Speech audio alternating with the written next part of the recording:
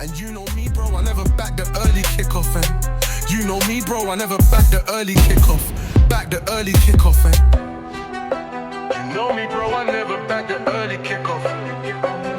Finesse like. What's going on, people? Welcome to Never Back the Early Kickoff, episode 27. The podcast that keeps you one step ahead of the bookies while having a proper laugh doing it. No filters, no nonsense, just solid picks, proper chat, and a weekly reminder that backing the early kickoff does ruin lives, like backing Coventry at home to bottom of the league Sheffield Wednesday. My name is Leon, and I have a sixth sense for picking players to be carded. And I'm Josh, and I've had enough of fucking Accas. Because what the fuck happened with Coventry? Oh! I don't know, mate. Make it make sense. The number one rule, the name of the podcast, never bat the early kickoff. Coventry, top of the league, what is it, like 85 points? Yeah. Sheffield Wednesday, bottom of the league, minus 5 points. Yeah. And what happens? Gandhi, on his side, they're all right, never bat the early kickoff. They say it for a reason. But that one, I just don't. It's just not computing. Like that's just something that's just not right about that. No, doesn't make sense at all. I mean, we'll get to some of the results, mate, because there was plenty of absolute stinkers across the weekend. But how were you anyway? Did you get a chance to watch much football over the last week? Yeah, I watched a couple of the games. Obviously, watched the almighty Aston Villa on Thursday, getting a nice 3-1 win away from home in Italy. Yeah. Mate, did you see that Jonathan Rowe kid for Bologna? Oh, mate, he looked naughty. He did. He looked good. God. Jonathan Ronaldo, left wing. Like, I was like, he's trying to get himself a move to the Premier because he just turned it on. He did that last 20-25 minutes. I mean, he's cooking Matty Cash all game, but the last 25 minutes he was like, I am scoring today. Yeah, he played really well. I've never heard of him, never seen him play, and then he just was absolutely electric. And I was always bitching why Cambiani wasn't starting, and I got my answer. If that's playing on that every week. Yeah, he looked really good, to be fair. So, yeah, nice little 3-1 win away from home. Coming back to Villa Park this week. Obviously, watched the Villa game yesterday, and then obviously the big game of the day yesterday was... what happened in the Villa game? Drew 1-1. With Nottingham Forest? Yeah. We should have won the game. Rodgers missed a golden chance. Watkins went through one-on-one, spaffed it. But... do you know what? I'm happy with the point. I'm happy to give Forest a point because it just means Spurs are 1 point closer to relegation. Oh my, mate, Spurs are. I watched the West Ham Wolves game on Friday night, and didn't watch any on Saturday actually. And then yesterday I watched Villa. Obviously, Spurs was on one of the other TVs in the pub. Newcastle shut the bed, so that's always a good sign. And then obviously watched the big game, Man City. Chelsea, and it's like liquid football second half anyway. What's liquid football? They just looked unstoppable, just nice, tapping it around, bopping it off, and then just dominated. Left back of the season, Nico O'Reilly, popping up again. Mate, he's not a left back. He's a centre mid. He should crash in the box because he's a centre mid. He ain't no left back him. No, he's a left back. So second half of the game was just. He just looked class. And just sets it up beautifully for next Sunday because that is going to be a good fucking game. Yeah, mate. It's just title on the line, isn't it? Yeah. Title on the line, City do or die for Arteta. Just do anything and not lose. If you lose, it's over. I think even if they draw, I think they're still going to slip up anyway. But obviously, if you can avoid the loss, it's in your hands then. If they lose, it's out of their hands. There's only a couple of goals on goal difference, and City will just go turn it over, like Spurs won over 5-0 and just put the goal difference in their favour. Yeah, I think for me, Arsenal have to go there and win. If you want to win the title, go see Etihad and win. Yeah, well, I don't think they're going to go to Etihad and win. Like, no chance. That's what they've got to do. They're not going to do it. They bottled it at home to Bournemouth, big time. Did you watch that game? Yeah. Yeah. Oh yeah, I did watch. Yeah, I forgot about that game. Yeah, I did watch that on Saturday afternoon. Yeah, they bottled it. They just look crap. But the thing is, though, Arsenal have played like that all season. Like all that's happening now, in my opinion, is they're not scoring off. I mean, I say they're not scoring off set pieces. They got a penalty off a handball off a set piece and scored that. They're not scoring as many. That was a dodgy handball as well. It was a handball though. It's one of them ones. If it goes against you, you fume. If it goes for you, you're buzzing. If that happened at Villa Park, We like, wouldn't get. We've not had a penalty all season. yeah, that's because I don't know why. Because what? that is. Because what? What shit excuse are you going to use? That's because you clearly don't have any players who can take people on in the box. That's my reasoning for that. Okay. So that's got nothing to do with handballs, anything. No. Just can't take someone in the box. I'd be interested to see how many teams have actually not got penalties this season. In all the football league, in the Prem and the Championship League 1, League 2, there's 4 teams. Us, Spurs, Wigan, and I can't remember the 4th team, but I remember seeing a stat on it last week. Yeah. And then Spurs had one denied against Sunderland as well. But yeah, it's pretty ridiculous to get to 31, 32 games in without a penalty though. Yeah, but back to Arsenal. I mean, I just think they played like this all season. But David Raya's come up with big saves and big moments for them. They've scored like a lot of set piece goals, and it's just not happening for them. Like it's just not happening for them now. Like I can't think of too many games when Arsenal have blown teams out of the water. Like like how City are playing at the minute. Arsenal probably like you could count on one hand how many times they've like dominated a team. I don't think their attack's they haven't got any match winners in their attack apart from Eze, but he's obviously coming back from injury, and probably Max Dowman. It's probably like their most like dangerous player, 16-year-old, which is ridiculous. So their attack doesn't do anything. Like Zubimendi just seems like he's not, like just lost it completely. Like one of the goals was his fault, and they're not keeping clean sheets. So I literally think every game from now until the end of the season for them is going to be a struggle. No, it's like every game but final, and the confidence is in the bin. So I think it's not looking good for Arsenal. Do you think they should bin Arteta if they don't win the league or Champions League? Absolutely. Why are you keeping another manager for another year? That's another nearly man.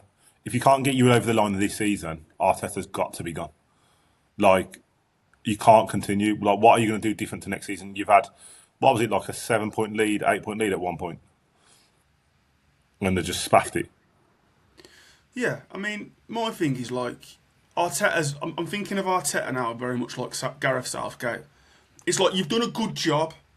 You've taken us from shit nearly to the promised land. We're nearly there. We can see it, but you just don't have the minerals to take us that final step. So it's like thank you very much for your service. You've done well, but we need a Tuchel now to get us over the line.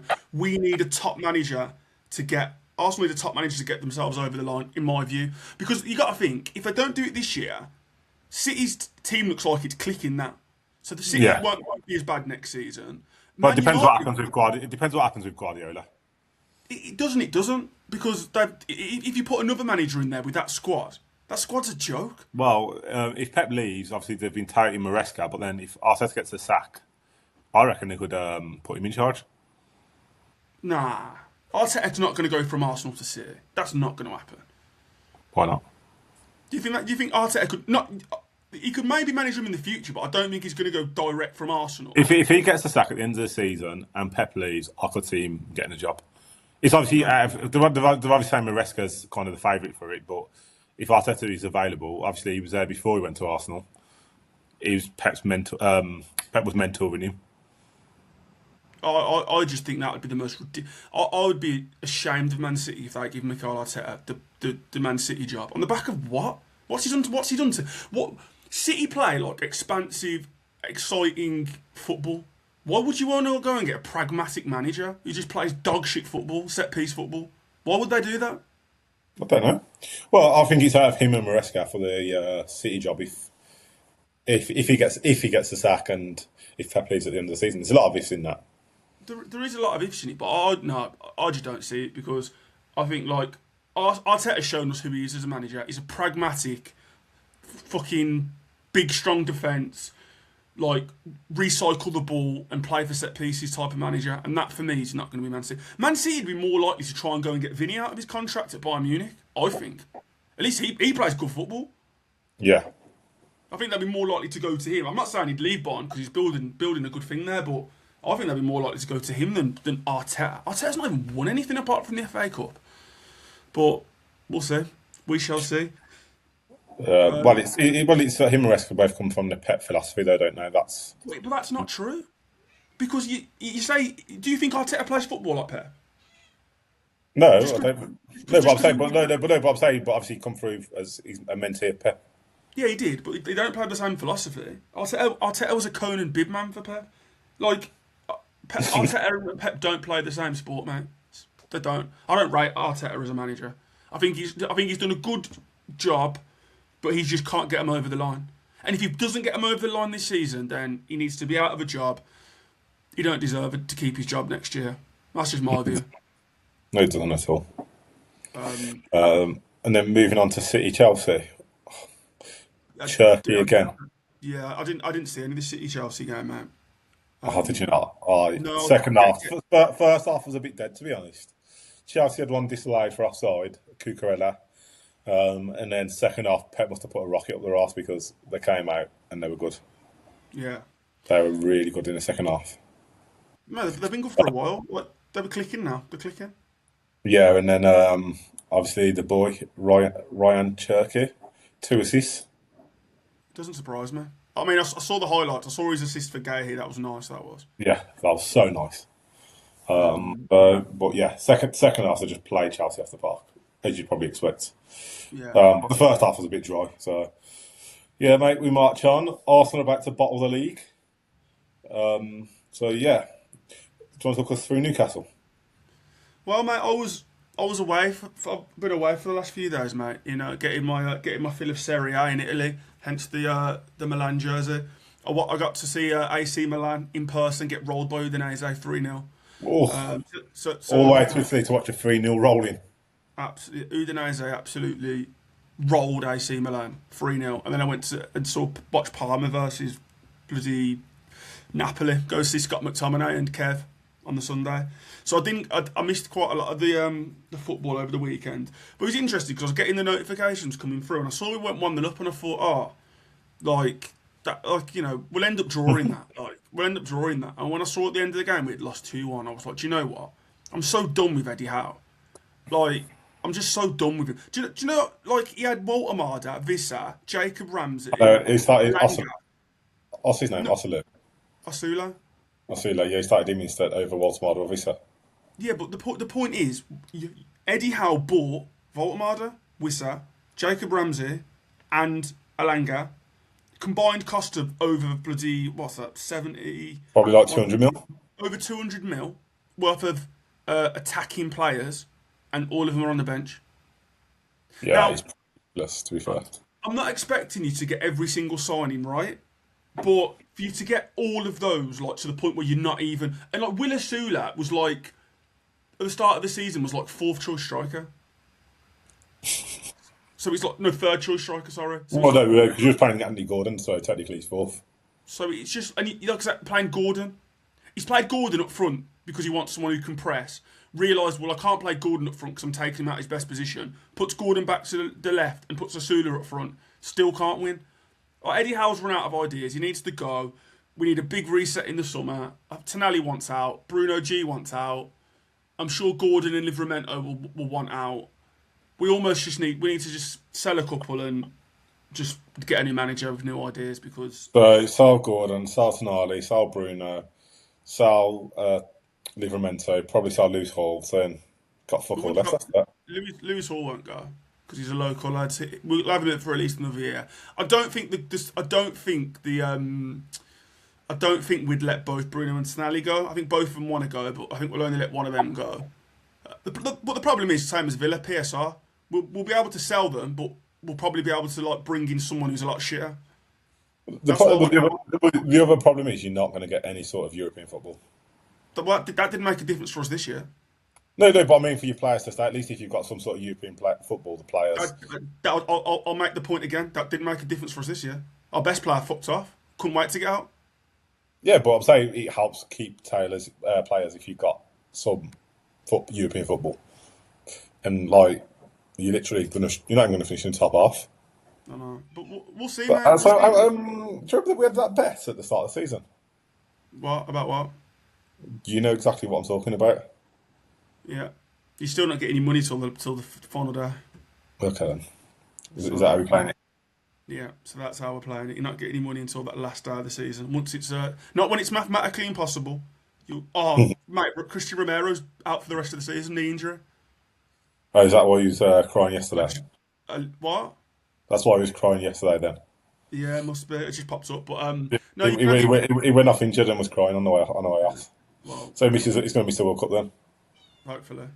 So yeah, so That's get not your money at nice. the end of the season. Get your money at the end of the season. But yeah, we're dead. Don't want to talk about Newcastle anymore. Waste of time. I want Howe out in the summer. Reset. We'll go from there. Speaking of Spurs, then with Romero busted his knee. Again, I didn't see that game either. But when I saw they'd lost 1-0, I thought that is especially with the first game new manager.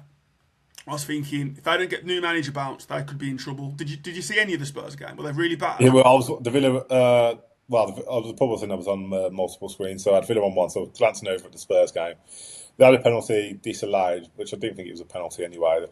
Colin Moani kind of, like someone kind of sitting in the box, he kind of threw himself on the floor before he even got close. The ref give a pen, and then the VAR sent him to the screen. And he was like, "Nah, no pen."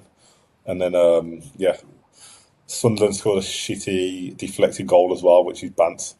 Like it was proper crap. Remember Mukalele, the right back? Yeah. Yeah, he's made like a little run from right back, kind of up the pitch. Took a shit shot off his left foot. He's deflected off someone. Wrong-footed the keeper. Is that King Skiing goal as well? Wrong-footed him and just no one over slow motion just rolls in. Oh, And then everyone's just going absolutely nuts. And everyone's just the pub was in there. Everyone was just pissing themselves laughing and cheering. yeah, mate. It's one of those, mate. It's weird. It's almost like, do you remember when Leicester were going for the league and everyone's second team was Leicester? Yeah. Like now it's like everyone's second team's whoever's playing Spurs. Like everyone just wants that team to beat Spurs. Yeah, I don't know why everyone wants Spurs to go down so much, but it's quite It's weird, isn't it? Because like, Yeah, but I can't it's even the same with Arsenal. No one wants Arsenal to win the league, so everybody's literally cheering for whoever's Arsenal playing. Yeah, it's weird. Like, I don't know why it's the case, but I couldn't tell you why. But like, it just like I want Spurs to go down, and I don't want Arsenal to win the league. I don't know why. It's just the way it is. It's just the way the cookies crumbled. Yeah. So I don't want Arsenal to win the league. Why? Because I just hate Arteta. Hate Arteta. I don't want him to succeed. And then obviously you see all the fans on social media giving it absolute 10, saying they've won the league 10 games ago and they just bottled it. And everyone knew they was going to bottle it. So, come on then, talk to me. How did you get on with the old Real Betis? Well, it was a bit of, Weekend. yeah, mate. I mean, it's a bit of an interesting weekend because, like I said, because I was in Italy, it has like restrictions on like certain apps you can use over there. So I had to sort of navigate what I was doing quite carefully. But managed to. I mean, again, how many times have you heard me say it's a mixed week? Every week. Every week since like bloody the start of the season. That's what it's just been. But I mean, when I weigh up all in all, it was a more of a positive week, but it could have been a lot better. So I'll run you through the positives first. So found a decent little boozer in Milan called the Offside Bar. If anyone goes out there, always shows the English football. Good little gaff. So watching had the Arsenal Bournemouth game on one screen, and then it was Norwich versus Ipswich. Which Yeah. They had them on two screens, just watching them both simultaneously. So I was watching the game. I went in on Cordoba, big centre half for Norwich, because he'd come through the back of the centre forward for Ipswich a couple of times, and he was 4-1, like after doing 2 fouls in the first half. That's good. Yeah, it was well good. So managed to get 40 on him for 200 return. What he got booked for was really funny. He was running over to the corner. He fell over, like he got fouled, and then he like grabbed the ball. And the ref Yeah. Yeah, the ref booked him because he grabbed the ball. I was like, so that landed, buzzing with that. And then Kenny McLean for Norwich was at the referee. The referee gave a penalty against him in the first half, and like he was screaming in the ref's face, like proper bad. And every time the ref gave a decision against Norwich, he was just on the ref. So I had my eye on McLean. And then in the Arsenal game, that Truffert, the left back for Bournemouth, had done 3 fouls on Nodi Madueke. Yeah. Because the Arsenal game was tight, and because the ref had booked a few Ipswich players in the Norwich game, I thought, right, I needed a Bournemouth player, Norwich player. So I doubled up Truffert and McLean. So them two doubled at half time was 17-1. Oh, that's nice. Yeah, so I put 40 on that for a 720 return. So that was like a £900 to start off the Saturday, which was That's not bad, is it? oh, I was absolutely buzzing, mate. I was absolutely buzzing. So that was like a fantastic start to the weekend. But then it went downhill from there.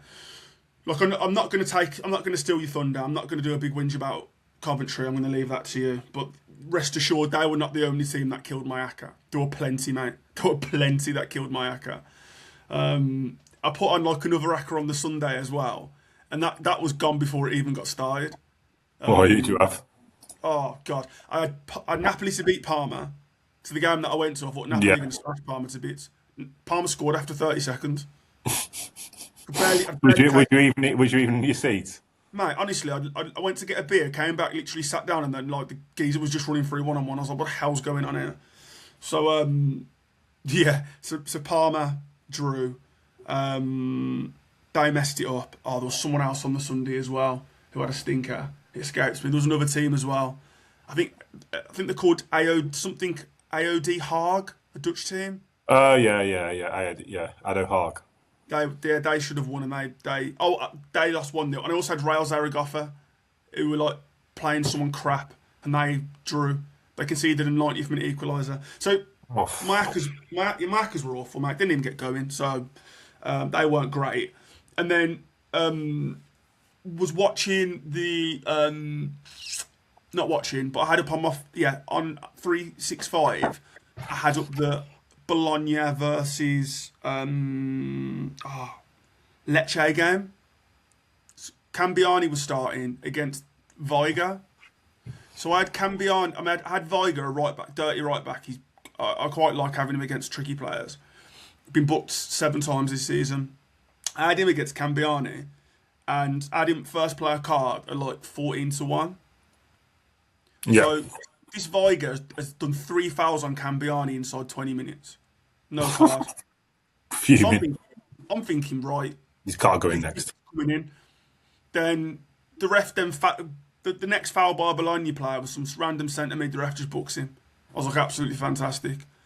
Viga does 4 fouls. He does 5 fouls. At that point, I'm like, right, I'm going in again on this kid. He's on 5 fouls now, and Cambiani's been fouled 5 times. What was the odds on it? Fouls. Got him at like 9-2 when after he done 5 fouls. Oof. So he done a 6th foul on Cambiani. Didn't go in. And then he didn't do any more fouls after that. So again, 6 fouls, no booking. Yeah, that's So outrageous. again, when I think about referees and I think about the rules, how are you not going to give a card for persistent fouling? If you foul the same player 6 times, I don't even care what the fouls are. Like, I don't care. By foul 6, whatever it is, it should be a booking. Yeah. Like, you're making a mockery of the game, that referee. Pissed me right off. So like, that one really wound me up, because that didn't even make sense to me. So that was quite frustrating. And then the Chelsea City game, again, didn't watch it, but I was keeping an eye on fouls. I had Moises and bloody Kuzanov. Kuzanov had done 3 fouls at half time, and I thought, he's going in. And obviously Caicedo didn't go in, but the guy that got subbed on for Caicedo went in at the end. So if Kuzanov had gone in, that would have been another 40. Like, I put that on that. Kuzanov and Moises was like 12-1. So it's just so it's one of them where I'm happy with the wins that I had, but it could have been so much more. It could have been so much more. So yeah, bittersweet. How about you? How do you get on with your Accas? Well, I know you didn't get on well because every man and his dog would have had Coventry. So, Well, where to start? Right. Last week, Atletico Barca. That's where it began. Kabassi So- red card. So I had Joe Gomez first half foul and booking, and PSG to win. I doubled that up with the Barca Atletico game and had the left back against Yamal. Can you remember his name? Because I can't remember his name. Ruggieri.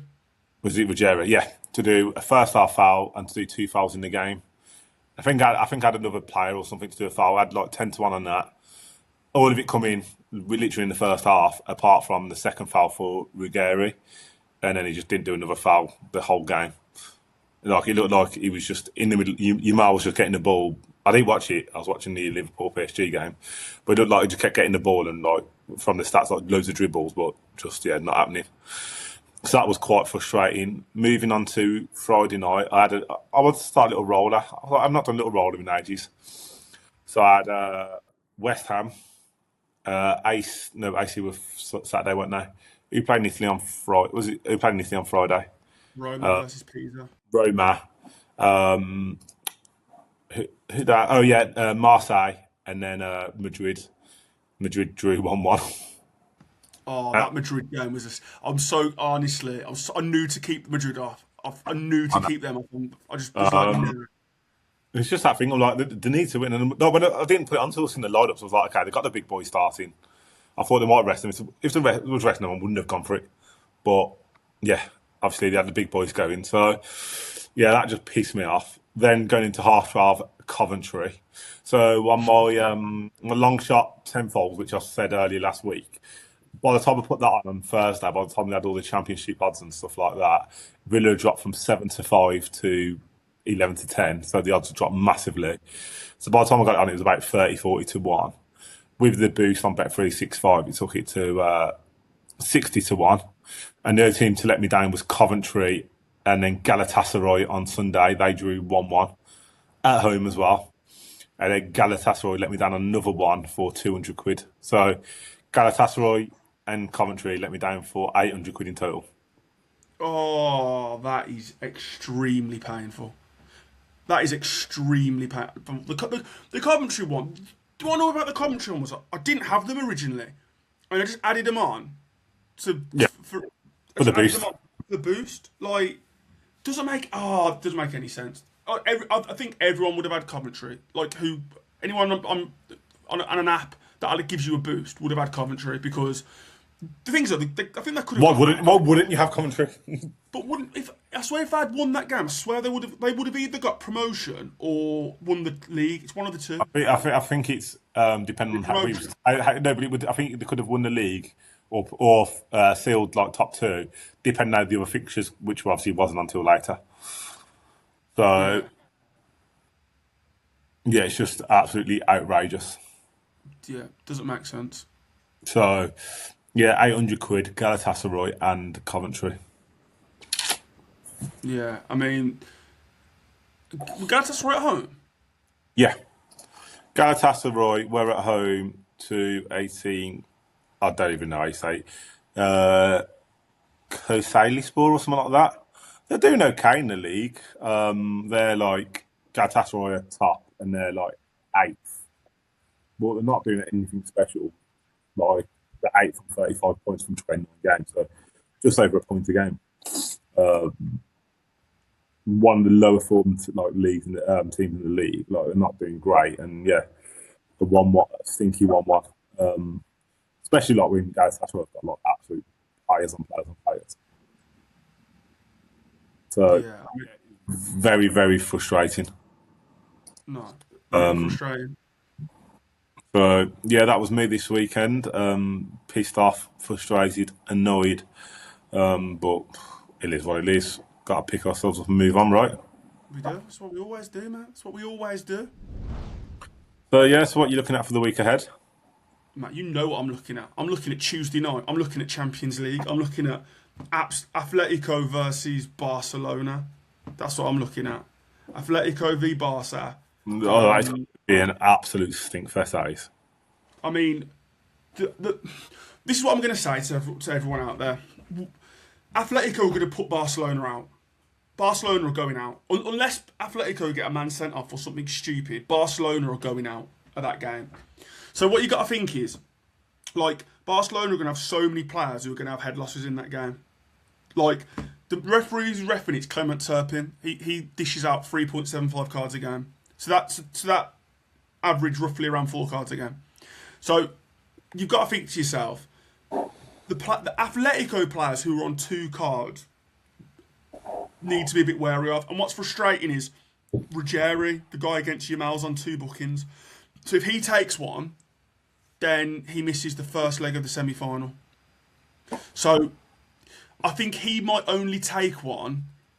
if it starts going a bit tits up for Atletico. And So it's like, lightning. if Barca get the first goal, I think. When do the cards get reset? Is it? So they get reset, so you can't miss the final, basically. Yeah. See, So surely they get. Okay. So they reset after this game then. Yeah. So if he gets one, he misses the first leg of the semis. Okay, then and then it's a clear run for from the semis. Yeah. Yeah, So so anyone on one booking, it doesn't matter because it all gets cleared. So if people can get free bookings in this game for all the Champions League games, this is why you've got for these games. It's all about in-play action because you got to get a feel for the game. So if Barca score early and it becomes a bit life and death, I think Ruggieri will probably get one. But while they've got that buffer, he's not going to get one. You've got to be looking at the Barca players on one card. So it's people like Gavi. Like when Gavi gets subbed on, put on Gavi. Just put him on. He's going to get booked. The same for this Baena for Atletico Madrid. They both got subbed on and booked in the last game. Baena as well. If he gets subbed on, he's going in. But if it starts going bad for Barca, i.e. Atletico get the first goal, or it looks like Barca, or the last 10 minutes, 15 minutes, and it's still a 2-goal winner, then the players for Barca who are on 2 bookings, Fermin Lopez is on 2, I think Yamal's clear.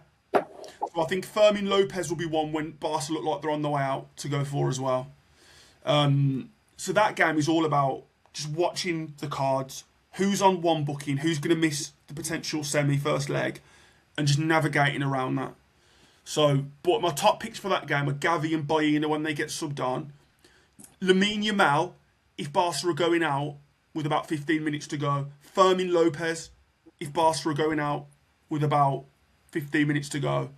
Ruggieri, if Barca get within 1 goal of equalising the tie. So that game's going to be money. PSG Liverpool. This is going to be this one's more difficult because Arne Slot really threw me playing 5 at the back the other day against them in Paris. Yeah. I was not expecting him to go with 5 at the back. Now I'm sure he won't do that at Anfield. He can't do that after a loss. Was it 2-0? It was 2-0 in the end, wasn't it? Yeah, it was 2-0 to PSG. Cavra and Doué. Doué deflected and Cavra. Yeah. But I think he will. It's just whether he plays Frimpong at right back and goes attacking, or whether he puts Joe Gomez there. If he puts Joe Gomez at right back, I'd have Joe Gomez. For PSG, I quite like Zaire Emery. I don't know why. I'm thinking Zaire Emery's going to do one. Away at Anfield, tight pitch. So I think Zaire Emery, I think Joe Gomez will be the ones for that game. If it gets to the last 20 minutes, Liverpool look like they're going out, a Dominic Szoboszlai is worth a shout. He always takes yellow cards towards the end of the game when it's not going Liverpool's way. So Dominic Szoboszlai as well. Arsenal Sporting, I'm not really touching that game. I just think Arsenal play boring football. Sporting haven't really. I mean, Sporting will have their captain back for that game. Have you heard of Hjumland? Yeah.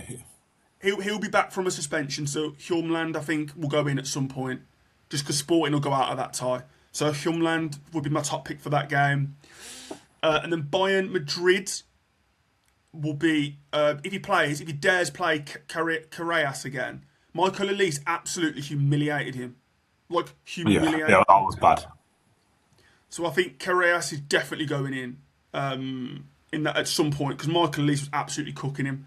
So Carreras 100%. I also think that there's a good chance either Lima or Stanisic goes in. Lima played left back in the Bernabeu, and Stanisic was on Vinny. So I think whoever's on Vinny, whoever's playing right back for Bayern will go in as well. So that would be my picks in that game. Again, if Madrid, it looks like they're going out with about 10 minutes to go, keep an eye out on Vinicius Junior and Jude Bellingham for just angry yellows at the end of the game. I do think there's so much money to be made for stupid yellows once players know they're out of the tournament. Yeah. So they would be like my picks for that game. So just to recap, Carreras, Lima or Stanisic, whoever's on Vinny, and then if it looks like Madrid are going out, which it will, because Bayern are going to batter them. Vinny Jr. So Okay. they're like my champions. Honestly, mate, if ever there's a time to sort of go in on Champions League, this is the time. In terms of the Europa League, again, it's a difficult one. I'd love to say Matty Cash, but Matty Cash is 1 game off of suspension. Is he? I don't Yeah. think he's going to take one. He might not even play. He might not even play him. Exactly. If he plays Bogard at right back, have Bogard. Yeah. I also quite like Emi Buendia because Bologna's right back gets fouled a lot, Joao Mario. So potentially Bogard if he starts, potentially Buendia, and then for Bologna, it'll be same as before. It'll be Pabega or it'll be Lewis Ferguson, whoever starts in that holding role for Bologna. So that's that. The weekend. So there's actually 2 games in the Prem that I'm going to be focusing on, which is Chelsea versus Man United. That's on a Saturday night at 8:00. So that's Chelsea need to start doing something because they're banging trouble at the minute. So I think I do think in that game, I think Casemiro will go in. I think Coleman will drift into Cam. Casemiro will take him out at some point. And then for Chelsea, I think Enzo Fernandez will be back from a suspension, or a club suspension. He'll be back after his 2-game club ban. I think Enzo. So I think Enzo and I think Casemiro in the Man United-Chelsea game. And then the game... Will Enzo play? Yeah, he'll be back from his 2-game ban. Okay.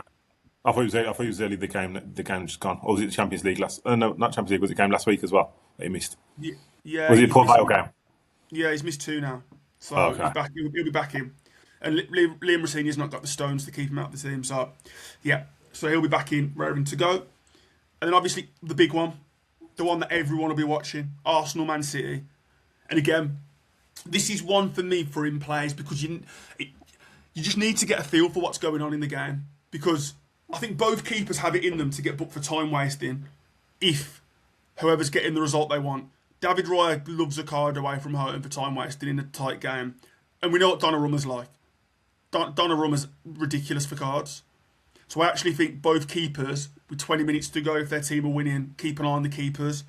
In terms of players, I think in this game I can see Rodri. I can see Rodri against like an Eze or an Erdegaard, potentially. So I think Rodri will be a good shout. I also like the look of Ben White or Jurian Timber. Depends if Timber's back. Ben White's going to have nothing for Doku. I watched some geezer from Southampton called Cienza absolutely terrorise Ben White. So Jeremy Doku's going to give him fits. I also think Semenyo will cause Calafiori problems. So again, my picks for that game would be Rodri, Ben White, and then a bit of an outside pick, Calafiori. So yeah, mate. So there's so many good games this week. This is so many good games. The Champions League is going to be money because there's going to be so many head loss yellers. So when we report back next week, mate, expect me to have won a heck of a lot of money. You hope. We can pray. I got my fingers crossed. I'm going to be here next week, in a week from now, and I'm going to have won at least £1,000. That's my prediction. That is big talk. I've got the way I look at it, mate. There's 5 games that I know are going to be cards. Yeah, there's going to be a lot of games. To be fair. Yeah, I mean the Barca and the Madrid games, I just think are going to be littered with them. But yeah, I'm going to make £1,000 this week. We'll report back next week, and I'll come with the receipts. How about you? What are you saying for Acca's? So I'm built up another long shot. This is a 12-fold long shot that I've built up. So obviously it's a Prem. Forest at home to Burnley. I think that is nailed on for Forest. Burnley are obviously crap. Do you know what you're going to say? You're going to say what you always say. Forest have to win. They have to, they have to win. They do have to win. They do have to win. Do they not have to win? I'm going to call you out then. So why didn't you have West Ham last week? I had them on one with bets. Oh, fair enough. My roller on Friday. Why didn't you have Man City? I did have Man City. I had Man City on all my bets. I had Man City on every single bet I had this weekend. Okay. So, I'll let you off then. Do you want to get back in your box? No, not really. Carry on. So yeah, Forest. If you're avoiding relegation, Burnley are dead. You're at home. You've got to win. The only issue that might happen is if they go into extra time on Thursday. Obviously, because they've got Porto in the Conference League. So Forest at home, City at home to Arsenal, Wrexham at home to Stoke, Inter at home to Cagliari, Leverkusen at home to Augsburg, Bayern at home to Stuttgart, Monaco at home to Auxerre, Bodo Glimt on Wednesday away to Strasbourg, Bodo Glimt at home to Alsung, Porto at home to Tondela, Fenerbahce at home to a team called Keika Rizespor. I think that's how you pronounce it. In Galatasaray away. I don't even know how you pronounce this one. But that is 55 to 1. And with the boost on Bet365, it's 78 to 1. So off a tenner, that's 783 quid return. Oh, that is a healthy return. But Any games in there that you're a bit on the not on the fence because you've obviously picked them, but any there that which one's a touch and go for you? well, Forest have to win, and obviously they need to outbet Spurs now, and West Ham. City, I think, will beat Arsenal at home. That's obviously a risky game. Wrexham need to beat Stoke to get into the playoffs because they lost against Birmingham on the weekend. Inter at home to Cagliari, obviously Inter, they're top of the league. Leverkusen again, they're battling for the European spots. Munich at home to Stuttgart. Again, depends how the rest players, but obviously Stuttgart are decent, but Munich are just that good at the moment. Monaco, Auxerre are quite crap. Monaco, again, go for the European spots. Bodo Glimt, their league's just started, but they're the best team in the league by far. Porto at home, Sporting and Benfica are playing each other, so Porto are just kind of the only team out of the big three that are just playing kind of Mickey Mouse team. Fenerbahce and Galatasaray are obviously both neck and neck. And because Galatasaray will drop points, Fenerbahce are 2 points behind them now. So again, it's back to that. If one slips up, the other one gets an advantage in the league. So it's one of them. It's one of the things that both got to win. It's one of them ones. Who slips up first? Who slips up now loses the league. Get to the business end. Yeah, man. And then there's a couple of outside ones in the Dutch league that I quite like the look of, but I think they're quite risky. So they are Young PSV. So that's like the PSV kids team. They're playing the Young Ajax team. So Young PSV are 8th and Young Ajax are bottom of the league. And they're like really good odds. I think they're like 4 to 5 or something like that. So that's like another outside pick. And there's another team in the Dutch league, Dutch second league, which is Os and Den Bosch. Sorry. Os are second bottom of the league, and Den Bosch are just outside the kind of promotion playoff spots. They're 9th. So if they win, they'll potentially get into a not European spot, a playoff spot, which is currently being held by PSV. So yeah, they're two outside picks. They're both like really good odds. One's at home, one's away from home. So yeah, if you fancy an outsider, that's what I fancy. Probably get good on double chance as well. So you probably get like 1 to 2 on double chance because they're both pretty much 4 to 5 or evens for the win. Sounds good. Good luck, mate. I wish you all the best, mate, because you're due a win. And it's going to be a big one when it comes in because I deserve one. I need one. You're due, mate. You're on for a big one. And the thing is, though, like we've said, this is a good time because this is like kill or be killed season. Yeah. There's no getting to the point where there's no second chances. So exactly, like you have to win. You've got no choice but to win. Exactly. So we'll see, Matt. We'll report back next week and see how we get on. Me and Josh think we know a thing or two about football and predicting results, even though Josh's recent run within Acca's would tell him otherwise.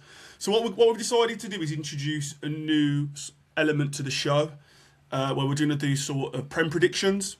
So we're going to try and correctly predict all of the Premier League fixtures over the next week. So we're going to go through each game, and me and Josh are both going to give the scores that we think, and then we'll review it next week to see who has done the best. We'll do what people usually do, so it can be 3 points if we get the correct score and result, and then 1 point if we just get the correct result. Yeah. So essentially, Super Six for the whole league. I mean, that would have been just a much more simpler way for me to explain it. But as you know, I like to go all around the houses when I talk about things. So, Josh, go on then. Far away, first fixture. Right then, Brentford Fulham. Brentford Fulham. I think that will be 1-0 Brentford. 1-0 Brentford. I've gone 2-1 Brentford. Okay, Leeds Wolves. Okay, you go first for this one. 3-0 Leeds.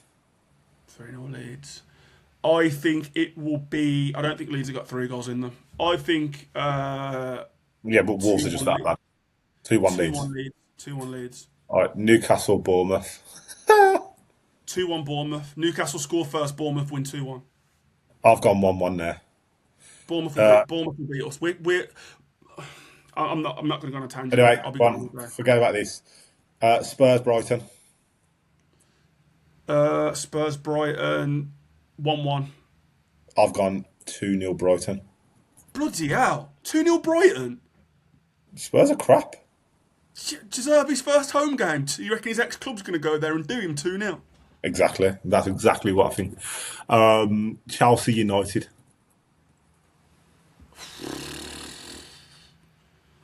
1-1.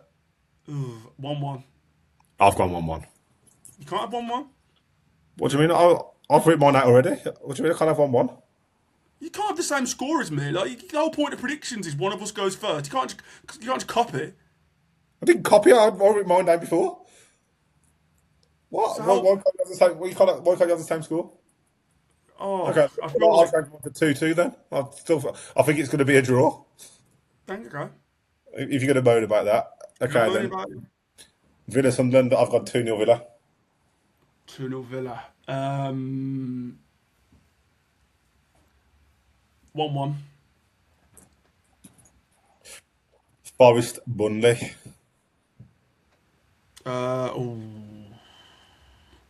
That's got a 2-0 Nottingham Forest. I've gone 3-0. 3-0. Everton Liverpool. Merseyside derby. I've got 1-1. 2-1 Everton. 2-1 Everton. I did edge to Everton. City. I just think Liverpool have got PSG midweek. They're going to get pumped. And then I think Everton are a handy team. Right then. City Arsenal. It's weird because I really want City to win and I think they're going to win, but I know. I'm going to say 1-1. Ooh. I've gone 3-1 City. I just got a feeling Arteta's going to play the stinkiest, mingingest brand of football. They're going to score. To be honest, I'm actually now I'm thinking about it. But I don't even know if Arsenal are going to score, but I'll stick with my 3-1. And then Palace West Ham. Is that a Palace? Yeah. That's not a good game. 1-1. Fuck's sake, I've already gone 1-1. You can change yours actually because you went first on the last one. Who did I go first then? City Arsenal. You put 1-1. I said 1 second, so you can change yours now. Okay. If you're going to cry about it, I'll go. West Ham and Palace don't have 2 goals in them. 1-0 West Ham. Right, that brings us to the final part of the show. Do you know ball? This week's topic will be around the biggest bluffers in the Premier League currently. So what me and Josh are going to do is we're going to pick our starting 11s of the biggest bluffers in the Prem. So what do I mean by bluffer? That's players that are overhyped, overpriced, those sorts of players that have decent reputations that they haven't earned. And massively underdelivered. Exactly. What we said, a bit of criteria is they need to have played at least 5 games in the league this season. So as usual, should we start with keepers then? Mate, I'm going to go with you, man. Your favourite man in the world. Nick the Buffer Pope. Oh, Mr. Buffer himself, a.k.a. Nick Dial-Up Pope, a.k.a. always buffering, a.k.a. doesn't pay his internet bill. That guy. Yeah, that's who I've gone for. Who you got? Why have you picked him as your biggest bluffer of a keeper? Wow, it's just a bit of a shocker, isn't it? Obviously, he's been dropped. He's not been playing. He's not played well. He's been dropped, and yeah, it looks like you're going to get rid of him in the summer and get someone else in. Obviously, you watch Newcastle a lot more than I do, so I have to listen to you moan about him every week. So, but to be honest, I could pick pretty much all the Spurs 11. So, Yeah. I mean, I was tempted by Vicario, but I've also gone with Nick Pope because we're doing bluffers, mate. That's what it is. I mean, this guy's got England caps and he can't kick. I know it's just annoying that game that Kinski had. I don't think he's played five anyway, but that game that Kinski had in the Champions League couldn't count towards this. 'Cause that'd be the biggest bluffer of them all. Well, I don't know because that's just a bad, horrible game. Like no one sat here and ever thought Kingsley was a good goalkeeper. No one's going to sit here and tell me they thought Kingsley was good.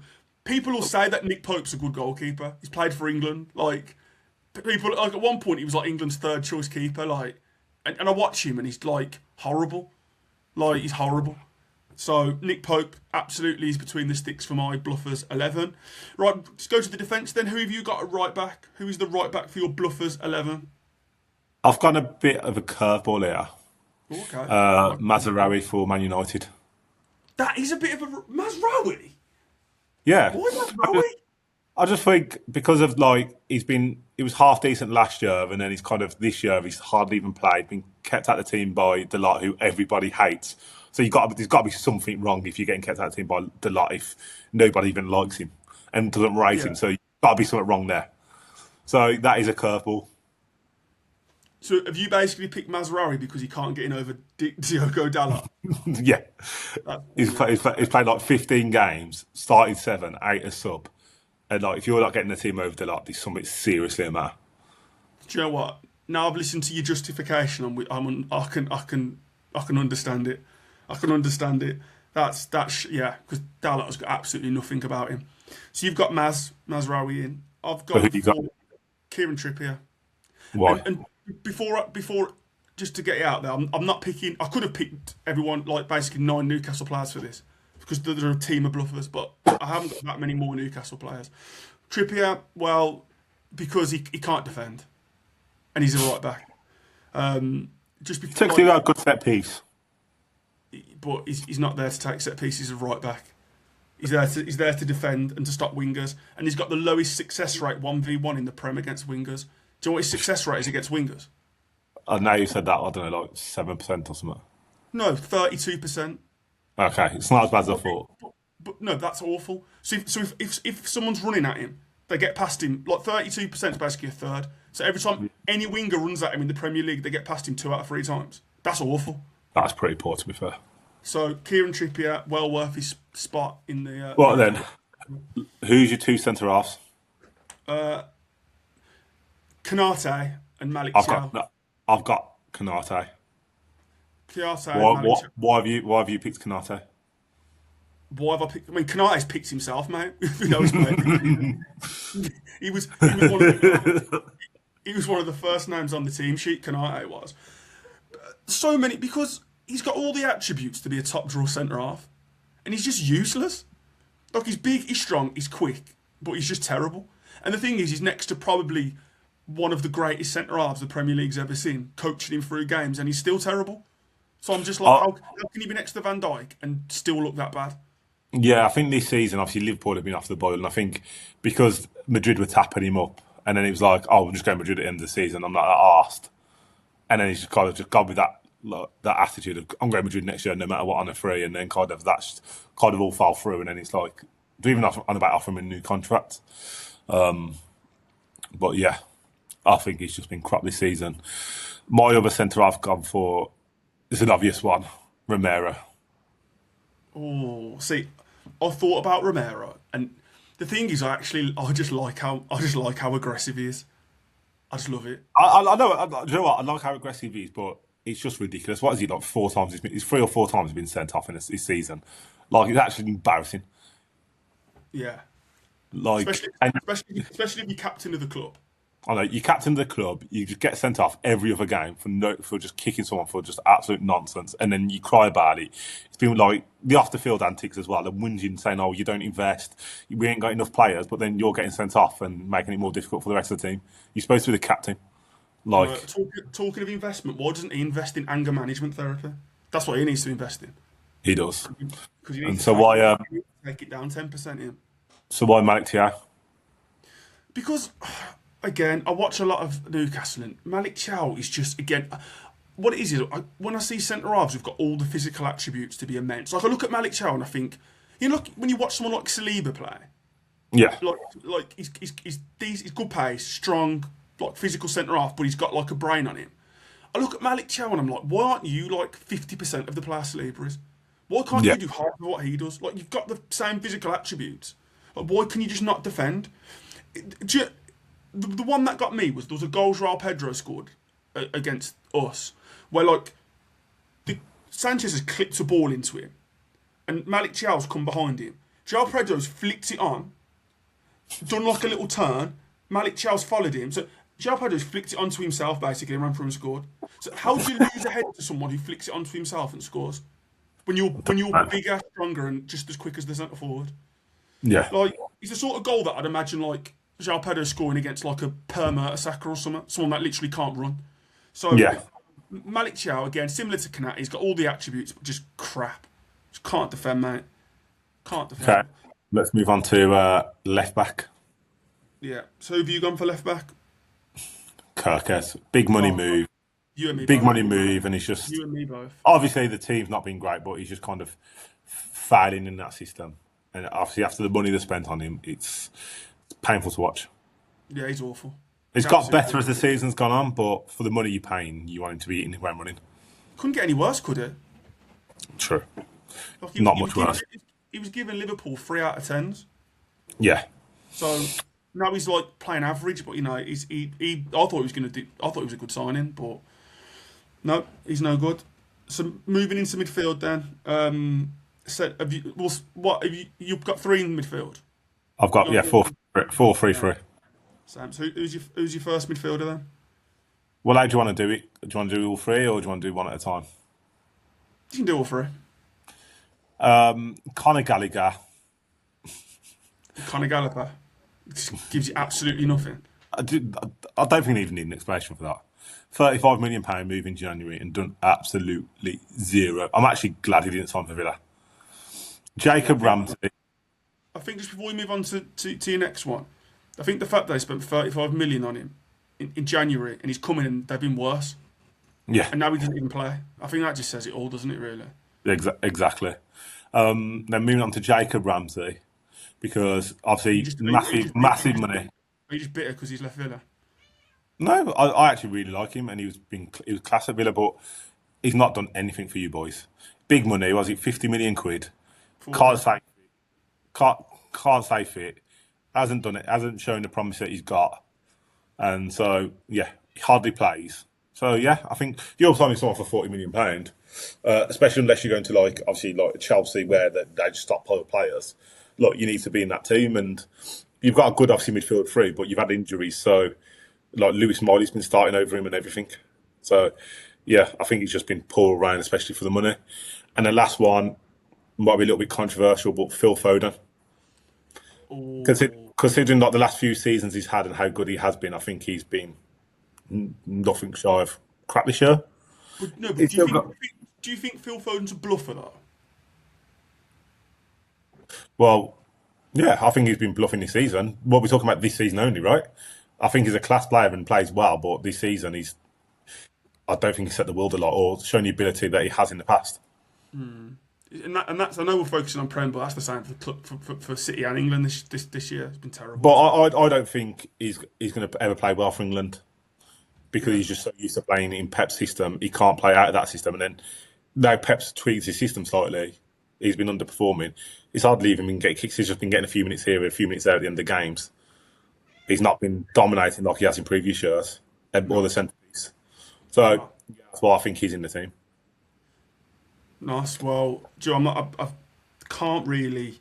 Foden's a really interesting shout because he's felt like he's fell off a cliff this year, hasn't he? Yeah, still got 7 goals and 3 assists, but has he? Yeah. I didn't realise he put up 10 GA, but he's still he's been nowhere. He's been a mile off it, hasn't he? No, he's not been close. And obviously, when you set high standards, it's hard to not keep to that. Well, everyone expects them every year. Well, all I'm going to So say who's is, your? all I'm Huh? going to say is you better keep that energy for your attack, and you better have Mo Salah in your attack if you've got Foden in. But anyway, my midfield three is Enzo Fernandez, Xavi Simons, and Carlos Baleba are my three. Okay, So Baleba. but The reason why I think Balaba's a bluffer is because I've seen James Milner and Hinshaw starting ahead of him. And I remember Baleba was touted as like a player that was going to get a big money move to Man United. A couple of other big clubs were sniffing about. yeah, weren't they trying to get like something stupid, like 100 million from him at the start of the season or something ridiculous Yeah, like that? and like they were just because I almost feel like just because he come through Brighton, they thought he was like the next Caicedo. He was getting this mad reputation. I was like, I just didn't see it. I just Yeah, didn't see it ever. Like I just thought he's just an all right holding midfielder. Like he's it's just not. your typical run round and kick people. Not much tech, but just actually just run around and kick people. Kind Yeah, of hold them. like as much as like a banter for Villa's midfield, like he'd get nowhere near Villa's midfield. He'd get nowhere near Newcastle's midfield. No, Like and yeah, he's getting like he was like on the like Man United were proper sniffing around him for big money. I just never saw it with him. But that's Balaba's in there. Enzo Fernandez. The reason why Enzo Fernandez is in there, partly because of the price tag, partly because he just flaps his gums in the media all the time, and partly because I just don't know what he is as a footballer. yeah, I'd love to ask Chelsea fans what are Enzo Fernandez's three best qualities on a football pitch, because I couldn't give you one. I don't know one thing he's good at, and I've watched a fair bit of Chelsea. I don't know what he's good at, getting booked. but what does he give? Don't give a fat lot. Like, because I wouldn't class him as like I wouldn't class him as a goal scorer midfielder. I wouldn't class him as like a midfielder who controls the game. I wouldn't class him as a midfielder who breaks up play and starts play. Like, because if you said he was a box to box midfielder, I can't think of too many times I've seen him chasing back and making a last ditch tackle. So I just don't know what he is. And I Yeah, look at the other players who have gone for that similar money to him. Your Declan Rices, your Moises Caicedos, your Jews. Sandro Tonali's, your Jude Bellinghams. Similar like price range, and like I can see Well, what you get. Tonali was nowhere near his price range, and he's a much better player. So I just again I just don't know what Enzo Fernandez is. I think Enzo Fernandez is a proper bluffer. And the other one's Xavi Simons. Well, I've got Xavi Simons on the left wing because he's been playing left wing quite a bit for Spurs. Yeah, I mean I've seen him play centre mid a couple of times. Because Spurs have played so many different formations this season with so Yeah, many different personnel. I've seen him left wing. I've seen him centre mid. I've seen him attacking mid. It doesn't matter where I see him play. He come with a big reputation, and again he's a player that I just don't see it. He's basically like a much crapper version of Florian Wirtz, and Florian Wirtz hasn't settled well. He's just come from Germany with a bit of a reputation, and I just don't see what Xavi Simons is good at. no, he's yeah. I'm exactly the same. Like, come I've not across seen it. big money price tag. I remember seeing him before he comes to the Prem, and he like looked like he was like a really good player. But yeah, just not seen anything, and I guess yeah, it's just been absolutely diabolical, and it's just not got the right team around him to flourish and probably being played out of position. But again, it's been that many managers. But you say that, but for me, football's football. Like, show me something where you've been played. Like, I've not seen him like do a couple of step overs and beat a man. I've not seen him like cut in and whip one in the top corner. Like, I've not seen him. I've not seen him like thread through a really nice through ball. Like what Cherky did for Mark Gahey the weekend. Yeah, I've not seen him do. And again, I don't watch Spurs every week, but I've just not seen him do anything. But no, I get that. so you've got him on the left. Yeah. Okay, so my left. So who's your left winger? Oh, Alejandro Garnacho. Oh He's yeah, I just forgot about him. I forgot about him. He's just again with Canate, and he was just my number one. One of my He's number just one got picks. too much ego for his ability. He thinks he's got like the Cristiano Ronaldo ego with the ability of like a League One player. That's what he's Yeah, got. He thinks he's so good. Like he thinks he's so good, and yeah, he plays like he's what I hate about modern football. I hate these wide forwards who all they do is get the ball, look to cut in and spam shots. That's all he does. And the worst thing is he can't shoot. And no, what I hate more about Garnacho than say like, do you remember Anwar El Ghazi for Villa, I love Anwar. who used to just cut in and Just spam cut in and it? shoot every time, yeah. The thing that I hate about Garnacho is he'll hit one in about 50, will fly in the top corner. So he almost thinks he can do it. Like he scored a couple of really good goals. He scored a ridiculous bicycle kick against Everton, and he scored some good goals from outside the box. But they're like 1 in a million, and he takes that many shots. I can't stand. He thinks he's so good as well. He thinks he's so much better. Actually, I totally forgot about him. So Garnacho is my left winger. Okay, then moving on to right winger, who you got there? Anthony Elanga. Oh, to be fair, actually, he's been crap. Anthony Elanga.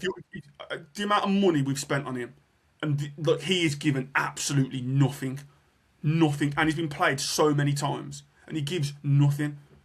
Yeah, he's not been the greatest. Anthony Elanga's an absolute bluffer. He had one good season for Forest playing counter-attack football, and then we absolutely empty the bank account on him, and he just gives us nothing. So Anthony Elanga, there we go. Just get in there. You're a bluffer. Okay, Leon Bailey. Oh, do you know what I thought about him? Do you know what I thought about him when he dangled that lazy leg against Jonathan Rowe the other day? Like he just comes on and just doesn't care. But why have you gone for him? He's your pick. Since he's come back off loan, he just doesn't bring anything. Considering like the player he's supposed to be with his pace, his directness, and he just gets the ball and just does nothing. Like I don't know when the last time I've seen him have a half a decent game is, and I watch Villa a lot, and I'm like, it's actually painful to watch when he comes on. Like especially because we've seen him have a couple of half decent years, but then any time he half time he runs and just pulls his hamstring, but then doesn't even seem to like run fast, like considering what his pace is supposed to be. Like, do you remember back in the day on FIFA when he had like 99 pace or like 97 pace or whatever it was? And it was like, nah, pretty like your pace should be 70. Like how you can't be an electric, direct, quick winger. You don't run. Yeah, and my thing is how are you pulling your hamstring when you can't run fast? Yeah, anymore. No. So yeah, obviously Salah was a shout, but I had to go with Leon Bailey.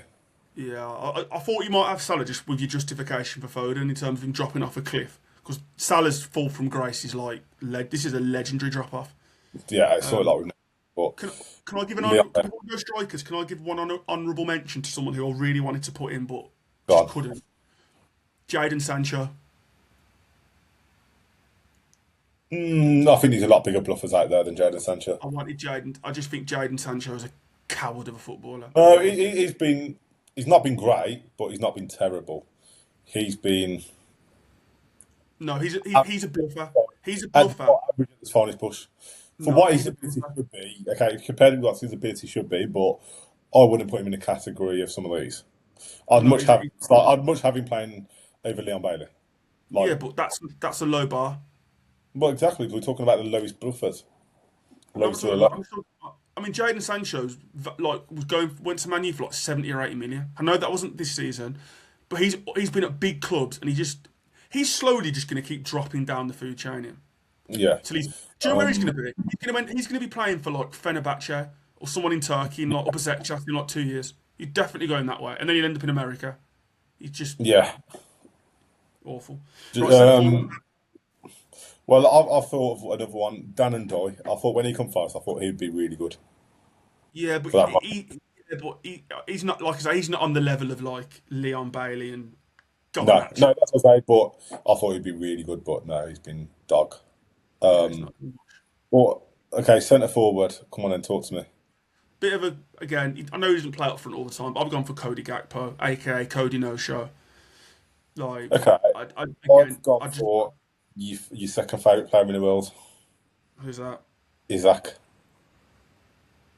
Oh, okay. Okay. So we've both gone for Liverpool forwards. This is interesting. So I've gone for Gakpo because I just don't see it, and I've just never seen it. He's another one that just cuts in and spam shots. But I don't see I just don't see what he's good at. I just don't see what he's good at. Like I don't know what he is like, because when he first signed for them, Klopp was playing him as a forward. He couldn't cut it as a forward. Then he got put out to the left. I think he had one half good season, and then now he's obviously favoured him over Diaz. played him loads on the left wing, and he just gives them nothing. He just gives them Yeah, nothing. they should never have got rid of Diaz. And I just look at Luis Diaz now, and I look at Gakpo, and I'm like, go to Gakpo. Like, you're just, I just don't know what you are. I don't know what you're good at. So You're that's why he's. 100. Luis Diaz is 10 times the player of him. Oh, 100, he's better at him than everything you can be at. Like every attribute on a football pitch, Luis Diaz is better than Gakpo at. So that's why I've gone for Gakpo. You've gone for Alexander Isak, mate. It was between him and Liam Delap. Oh, Liam Delap's a really interesting shout. That's But a really interesting shout. is that just for the price tag? 150 mil. He's played like 10 games. I think he's got like 1 goal. Obviously, he had a bad injury, but even when he wasn't injured, like he just looked terrible. He looked the shadow of the player he looked last year.